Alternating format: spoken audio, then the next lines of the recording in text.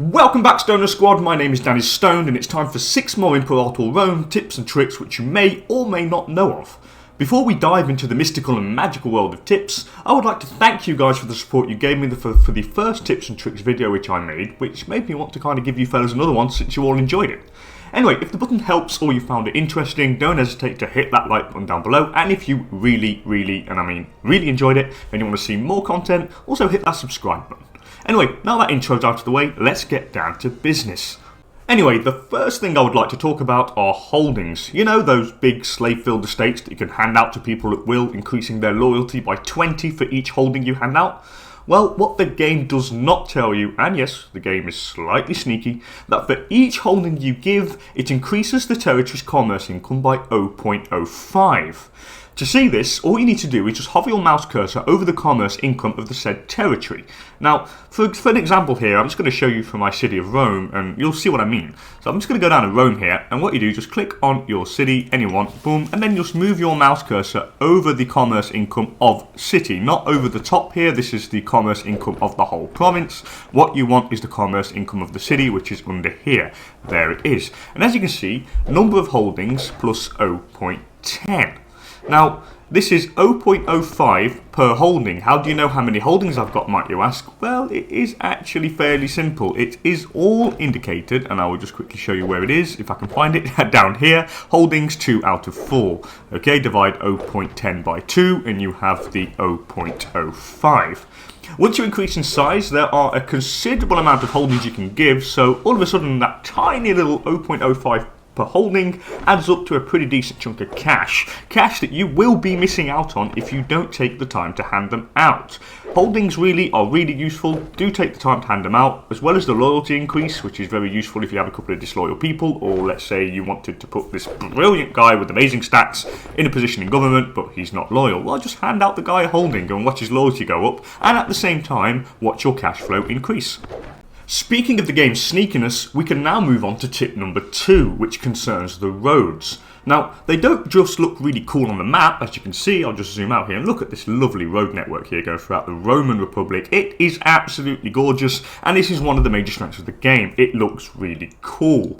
But they don't just look cool. The thing that the game does not tell you is that when you build the roads, it increases the migration attraction of the territory that the roads pass through. Now, to see this, just click on any given territory that has a road going through it. So I'll just click on Trebula here in the province of Picenum, and then just move your mouse cursor over the migration attraction at the bottom of the screen. And here you can see road network in territory plus 0.10 to migration attraction. Isn't that sneaky, Paradox? While we are on the subject of migration attraction, let's talk about tip number 3, and this concerns aqueducts. Now, most of you guys know that aqueducts increases pop capacity in cities, allowing you to have more pops in there. Well, that's what the game info says when you hover the mouse cursor over the aqueduct. What the game does not say, and it doesn't tell you straight away, is that they also increase migration attraction for the city. Now, to show you an example, I'm just going to go to any random city with a building slot, and I'll go to Spinner over here, and I'm just going to go build, and if you wanted to see what an aqueduct does, you guys would move your mouse cursor over like this, and it would say each aqueduct could give you the following benefits, plus 4 to pop capacity. If you want to see a tiny little hidden effect, and now you guys may or may not have noticed it, if you just decided to quickly click on the plus button without hovering your mouse cursor over it, you would never have noticed. But if you hover your mouse cursor over the plus button, you can see that the results of the aqueduct increases pop capacity by 4, but it also increases migration attraction to a certain extent. You sneaky people, you Paradox. Anyway, now it's time for tip number 4, and this concerns provincial investments. As you know, you can spend political influence to improve your province in 4 ways. These are located next to the pie charts representing culture, religion and pop categories of any territory you select. I'll just show you an example here. Click Rome and you'll see that next to the 3 pie charts representing culture, religion and pop categories, we have the four provincial investment buttons.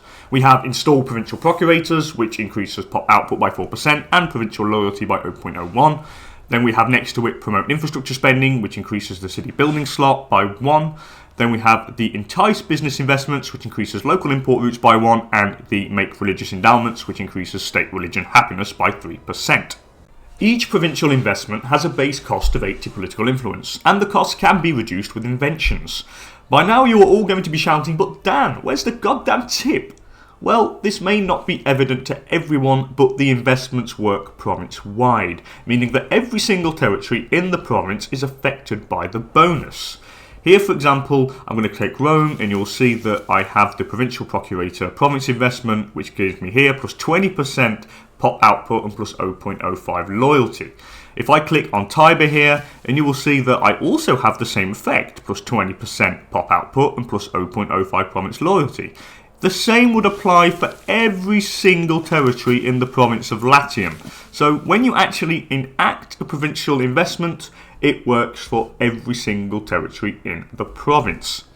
Now, for those who haven't noticed it, as you can see, I have the plus 20% pop output and plus 0.05 province loyalty. But you're going to be going, but how is that possible, since you said that the military procurators gives you plus 4% pop output and plus 0.01 province loyalty?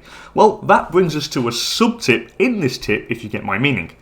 Basically, the province investments, they stack. Yes, they stack like a pack of cards, and I have used the investment 5 times in the province of Latium. So 4 multiplied by 5 equals 20, so to get that 20% pop output.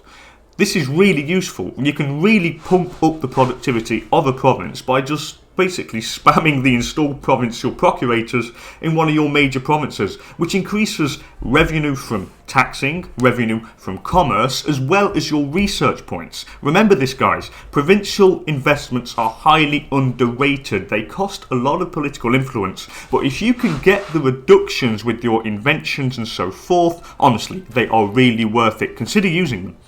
Anyway, let's move on to tip number 5, which is all about ruler stats, but more precisely about the Finesse stat, which I find extremely useful.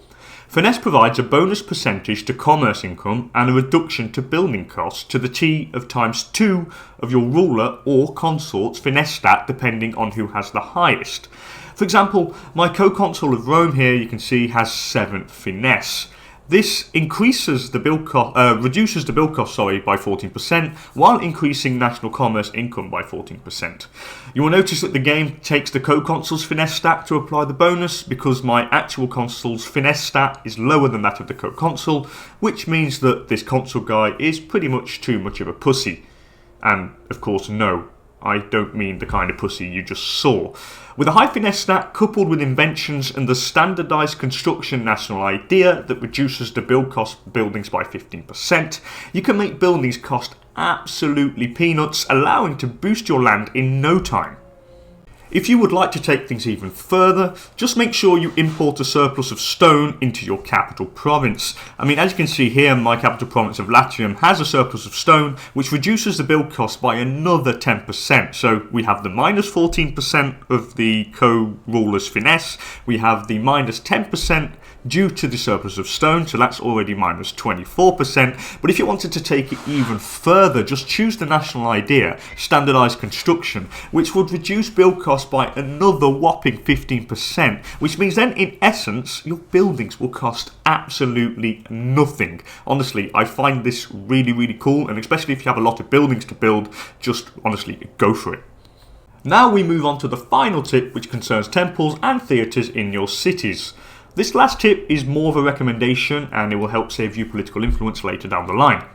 I recommend that you maintain at least 1 temple and 1 theatre in your major cities, so the cities with a lot of pops, even when the majority culture and religion is that of the state. Why, might you ask? Just to help keep the pops assimilated and converted. And here you're going to say that, well, why keep those buildings in a city that already has the majority of the pops practicing the state religion and culture?